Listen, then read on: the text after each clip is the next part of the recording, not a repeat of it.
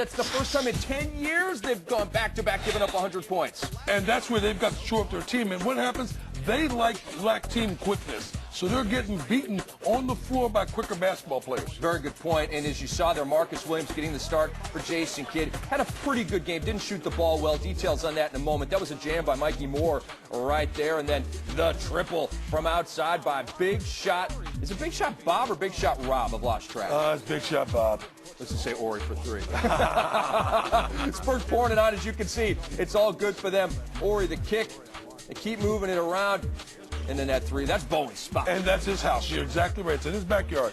Then Tony Parker splitting the D. Look at the English, too. And, you know, Eva was in the house. And he was right down Wisteria Lane with that one. Yeah, that was nice by Tony Parker. We'll see him at the All-Star game. And former All-Star Michael Finley draining it baseline style. You look at the numbers over here to the left on the Yes Network bug, 92-78. Ugly at the Meadowlands. That wasn't ugly. That was Bano Udrich looking good.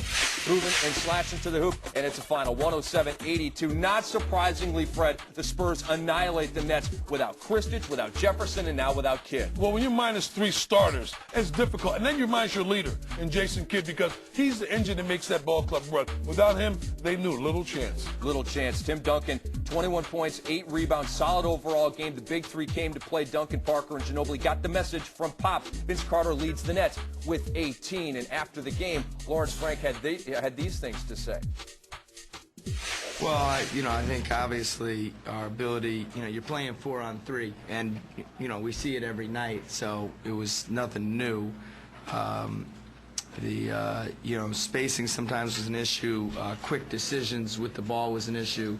Finding people in the middle of the paint, and and then obviously the ability to make open shots when those shots present themselves. We went through a stretch where obviously missed jumper after jumper after jumper. Just we just have to do a little bit better job of game recognition when you force closeout situations of driving the ball. We only got to the line 4 times in the first half, and it was probably a lack of paint attacks, because using Vince as a facilitator where he makes 2 play 1, then hopefully you're able to take advantage of 4 against 3.